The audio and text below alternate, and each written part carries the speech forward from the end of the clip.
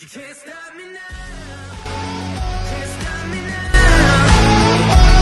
My feet have come too far for you to tie 'em to the ground.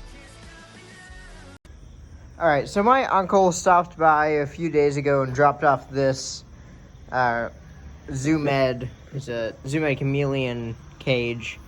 He said he saw it out. Somebody had put it out with the trash, and he talked to the guy, and the guy has a bunch of reptile stuff that he's trying to get rid of, so I actually might be going to pick that up in a few days. But this enclosure was the first thing that I got from him. Cause my uncle just put it in his truck and brought it over. It's nice, it's got all the decorations in it. So I'm going to show you guys how I clean new enclosures. Because it's one thing if you're just cleaning an enclosure that you already have a reptile in that already lives in that enclosure. That's completely different than getting an enclosure from an animal that you don't own. You don't know the history of that animal, what disease it may or may not have had. I think he said he had a panther chameleon in here. Yeah, but there's a lot of fake leaves, so I already brought the dish soap out and a sponge out. And I'm also going to go get my steam cleaner and some paper towels. So let's get to it.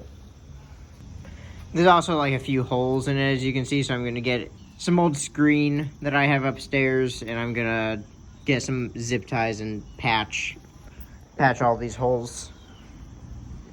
But yeah, I'm excited.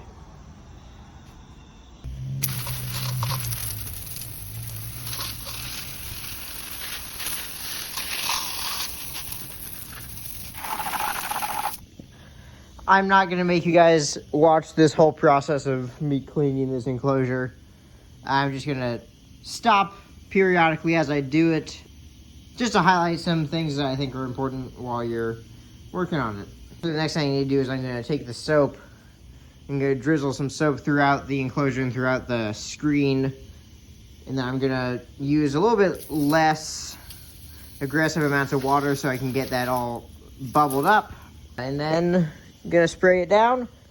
And I'm going to go get a bucket so I can get some soapy water in a bucket and wipe down the insides of the enclosure with the sponge.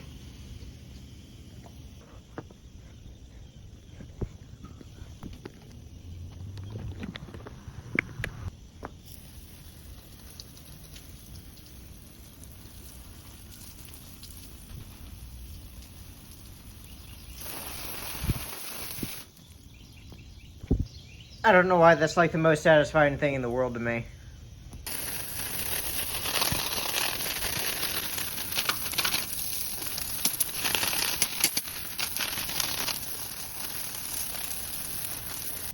Alright, so I got all the decorations out.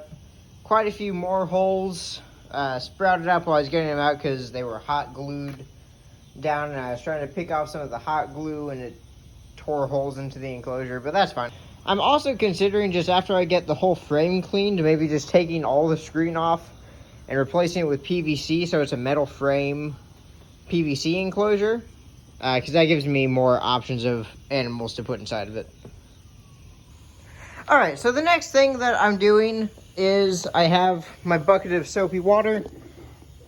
I'm getting my sponge wet in there, and I'm going around the edges of the enclosure just like this and rubbing them down, getting those nice and clean, and doing it on the inside and the grooves as well.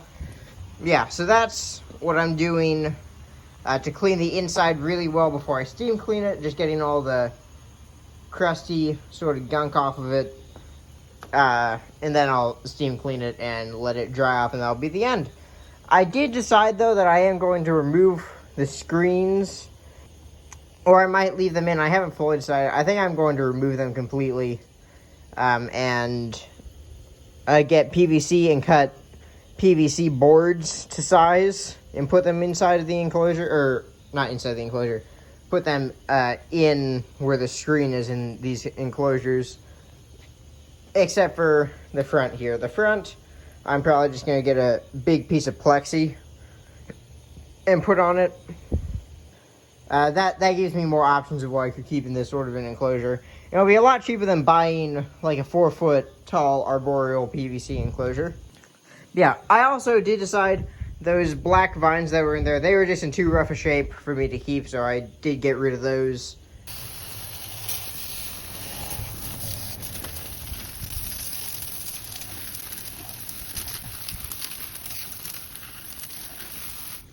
So, I finished wiping down the inside of the enclosure. Only other thing that really needs to be wiped down, I also wiped down all of the foliage. I need to wipe down that pan that sits in the bottom. It's got a lot of old chameleon poop. Then I need to steam clean it and it'll be just about done.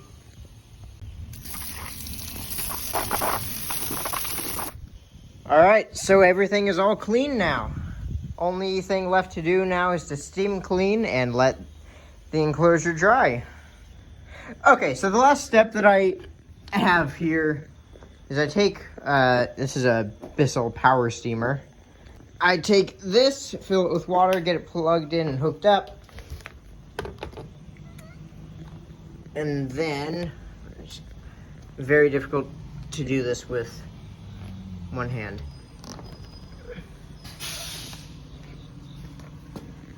Well, this is how we're gonna do it. And then you just go around the edges, and I also touch the screen.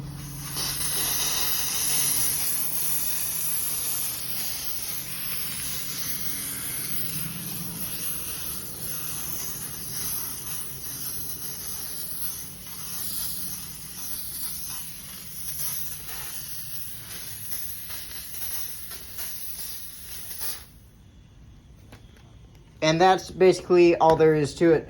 I also go around the whole thing, and I would film me doing that, but I can't use this thing with one hand because I need to be able to aim and hold down the trigger. So real quick, I'm going to explain why I am so thorough with cleaning out new enclosures. It's because you don't know the history of the animals that were in here before. And it is possible that the animal that was in here before could have been sick, could have had some of the disease that could spread to other animals. Or if it's a recent enclosure, it could have mites hiding in it. So you want to just make sure that all that is out so you don't have risks of that in the future. Yeah, so that's why I'm this careful about cleaning. If you enjoyed this video in any capacity, please click like if you haven't done so already. I know it wasn't as interesting of a video as I normally do, but it was an important one, so hopefully somebody was able to get something out of this. And be sure to join me back next week for a new video. Subscribe and turn on notifications so you'll know when that video comes out. There's also links to the Discord server in the description down below. So, I hope to see you guys next week. Peace out, YouTube.